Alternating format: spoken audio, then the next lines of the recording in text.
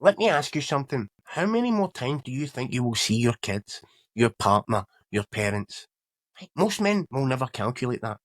Right? Say you see your parents twice a year and maybe they're in their 70s. You're not thinking years anymore.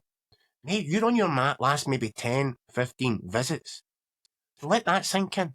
Now tell me, what the fuck are you waiting for? The truth is very simple. You are dying.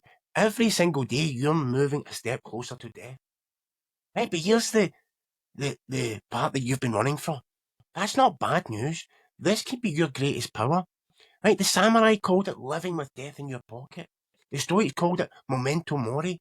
And every true warrior knew this. The man who forgets he's going to die never truly lives. And this video is not to be morbid, it's not to scare you, it's actually here to free you. Because once you face death, like truly face it, you stop wasting time. You stop living for someday. You stop betraying yourself. And you start living like the man who knows that every single breath counts. I used to think I wasn't scared of death, but I was lying to myself. It wasn't the fear of dying that haunted me. It was something, subtle, more dangerous. I was terrified of wasting my life. So for years, I ran away from my own potential. I was partying it up, which led to addiction, distractions, chasing shit that just did not matter. But I told myself, we only have one life, let's live it up. But really, I was hiding. I was hiding from the truth that time was slipping through my fingers, right? Hiding from the truth that one day I wouldn't be there to figure it out. I always thought I had plenty of time to figure it out. In my 20s, I thought that by I was 40, I would have all my shit together. It was so wrong, right? And it hit me one day. I was sitting with my son. He was about 3 at the time, right? Snuggled into him, watching one of his cartoons, right?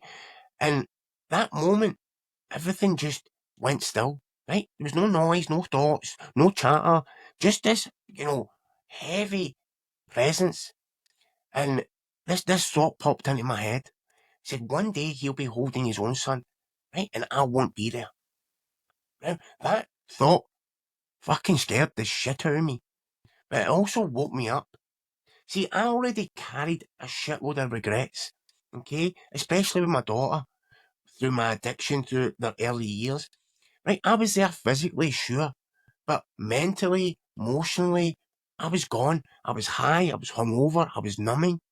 And when I finally got sober, the pain of all those missed moments crushed me. So I tried to make up for it, overcompensating, trying to force closeness that I hadn't truly earned. But see, that day, the pain was different. It hit my heart in a fucking way that I've never experienced before.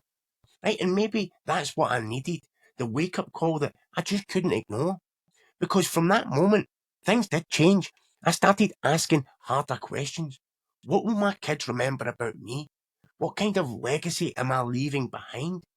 Am I proud of the man that I am? Am I proud of how I'm spending my limited days? Right? And the answers weren't pretty. But the gift of death, right? It inspired me to be different. It stripped away all the bullshit, the excuses, the ego's games. It forced me to be 100% honest and real with myself. Death wasn't the enemy, it's the mirror. And now every single day I live with that mirror right in front of me. Not in fear, but in focus. Because when you stop running from death, you finally start living like you're alive. Yeah, and most people never sit and think that they're going to die. Right? And that's why they waste time on shit that does not matter. They drown themselves in distractions, trivial fucking pursuits, pointless drama. And every warrior tradition knew this. The samurais, the Spartans, the Vikings, the Stoics, they understood that death is not the enemy. Forgetting you're going to die, that's the fucking enemy. Right? In spirituality, death isn't the end, it's a transition. Right? And every spiritual tradition, they teach us in some form.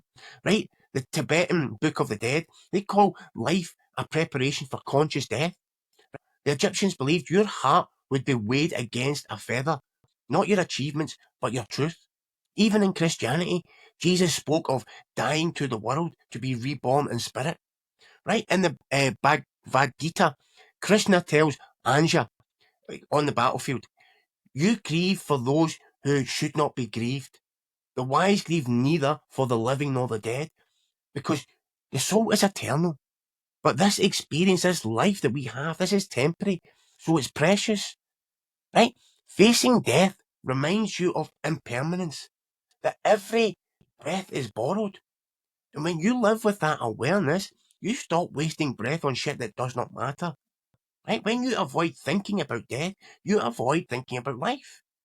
Facing death spiritually is not morbid, it's alignment. It brings you back to the now, the present moment, not someday, not when you're ready, right now. Because now is the only place where life happens. And in that stillness of being in the now, that's when the other voice becomes clearer. That quiet whisper of your intuition, not fear, not ego, not noise, but your soul's knowing of what truly matters in the face of mortality. Right? And the Stoics made death awareness a daily practice. Seneca said, let us prepare our minds as if we had come to the very end of life. Let us postpone nothing. Right? Marcus Aurelius, he kept the Memento Mori as a mantra. Remember, you must die. Right? He also said, you could leave life right now. Let that determine what you do, say, and think. That's not depression, that's power. The Stoics didn't obsess over death to be dark. They did it to stay focused. Because when you understand your time is limited, you stop wasting it. You stop arguing about bullshit. You stop worrying about what people think. You stop chasing things that just fucking don't align with you. You live with urgency, right? But more importantly, you live with clarity, right? And for the Stoic warrior or any warrior, death is the ultimate filter. When you remember your time is finite, decisions become simple. Does this honor my highest values? Does this align with my true nature and purpose? Does this align with who I want to be remembered by? Memento Mori isn't about dying, it's about living fully, because death in this avatar is certain. Right? And most men avoid death because it exposes how out of alignment they are. Right? In psychology, they call this the terror management theory. It explains how awareness of death that triggers a defense mechanism of the ego. Right? People distract, deny, numb because they don't want to face death or mortality. They double down on status games. They cling to material success. They chase legacy, not from purpose, but from fear. And when you bring death into your conscious awareness, you shift from ego reaction to intentional living. You become the conscious creator of your life. Right? And there's another powerful concept, existential anxiety. The sense of dread when you realize that life is finite. Right? But this is how you can reframe it. That anxiety is a compass. It points you to what truly matters. Right? And Viktor Frankl, in his book, The Man's Search for Meaning, he said, live as if you were living a second time, and as though you acted wrongly the first time. This is how you alchemize death awareness into life clarity. Right? And the science backs this up. You know, MRIs, they studied MRIs to show that death reflection activates the brain's default mode network. Right? And that's the same part that's linked to self awareness, moral reasoning, and uh, meaning making. So studies on the mortality, they reveal that people who consciously reflect on their death make better decisions, value-based decisions, more meaningful life choices, and less selfish choices. And there was also another study, which has been the longest running study on human happiness, and that came from Harvard. They found that those who maintain awareness on life's, fragility, they prioritize relationships, purpose, and well being, right? They do that much greater than they prioritize wealth or status. Okay, so again, death reflection isn't depression, it's neurologically freeing. It pulls you out of the future past loop and anchors you in the present moment, the now, right? Because everything happens in the now. Right? It also helps you make better decisions. When you hold mortality in your mind, you make sharper, more aligned choices.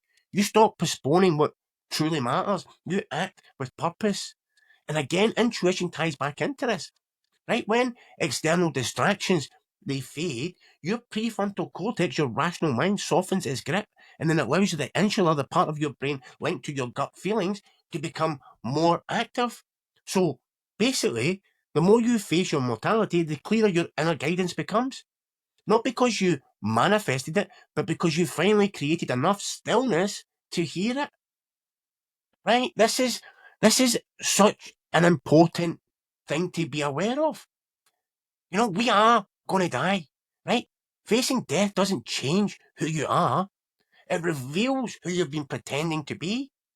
Again, we don't need more information. We need to get honest about the life that you're already living. Are you spending your days avoiding discomfort? Fucking getting smashed, watching porn, drifting, procrastinating, not spending time with your family? Right? Do you lack the discipline? Right? Because some of this isn't about discipline. It's because you've never truly made peace with the fact that time is limited. When death is abstract, life is abstract. When death becomes real, life becomes real. This isn't just about adopting a new identity. It's about stripping away all the bullshit identities you've been hiding behind. The busy man mask, the provider mask, right? The someday I'll get serious, someday I'll chase my purpose. I'll do it when I'm ready, or when I'm 50, or fucking whatever other excuse that you're using. Right? Integration isn't about adding more. It's about subtracting everything that doesn't belong. When you stop running from death, you stop running from life. You stop seeking distractions. You start seeking depth. And that's when the shift will happen. You don't become someone new. You remember who you are when all the bullshit is removed. A man who's aware of death doesn't need hype. He doesn't need motivation. He has clarity. He has urgency. Right? He knows what he wants. So this isn't some mindset hack. It's a way of being. Okay, so it's not about building a new identity. It's about embodying your true, real identity. A man who knows that time is finite. A man who moves with deliberate action. A man who doesn't waste his breath on shit that doesn't matter. You want to change your life? Change how your relationship with death. Okay, every single day. So facing mortality isn't about having an epiphany and then forgetting it next week. It's about embedding that awareness into your daily operating system. And this is how you make that happen. Okay, so let's look at a 5-step framework, right? And as I say, these frameworks that I give you, right? You don't have to, do them. If they don't resonate, don't do them. Okay, but I'm just trying to give you some extra tools that I use on my own and I've helped other men use. Okay, so step number 1, right? Have a daily reflection. Right? This is so important for so many aspects of your life to spend time before all the world starts to try and distract you and sit in silence for 5 minutes and ask yourself, this question: if today was my last day alive, how would I move differently?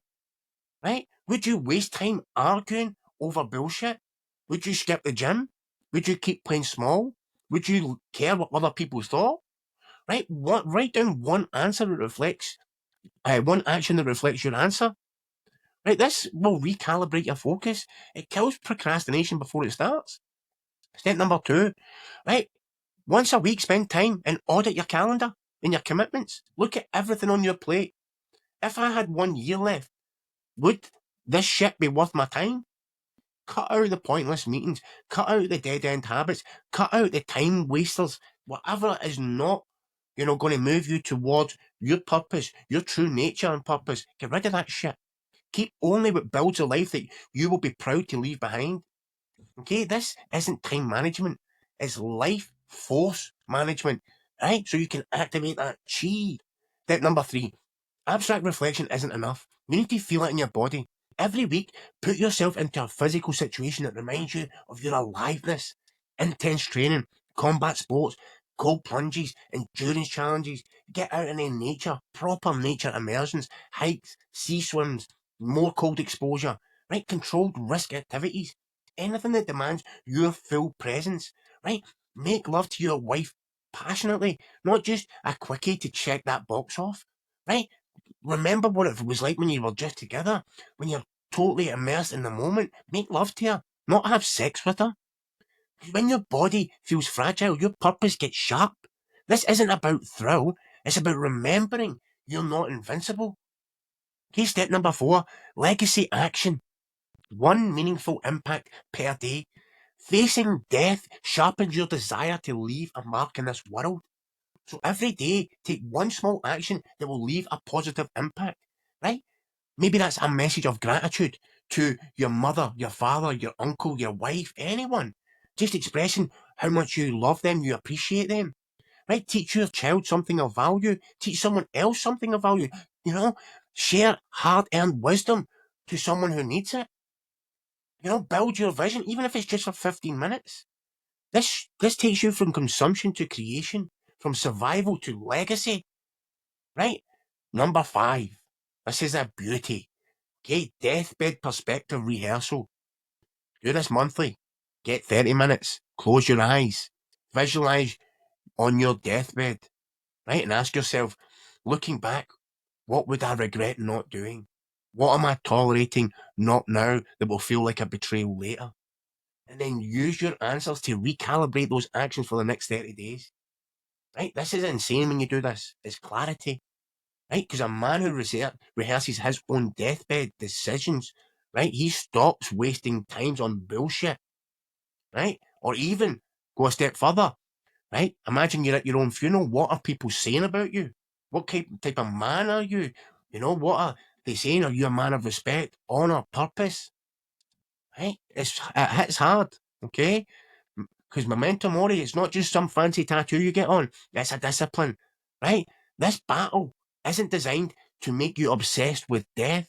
It's designed to make you obsessed with living fully to your fullest potential.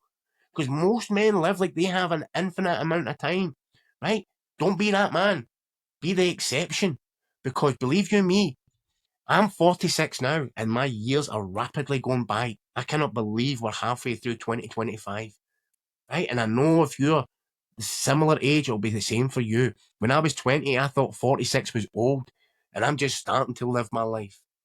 Okay, because today we have Dance with Death, not to be morbid, but to wake your ass up. Because most people are terrified of death.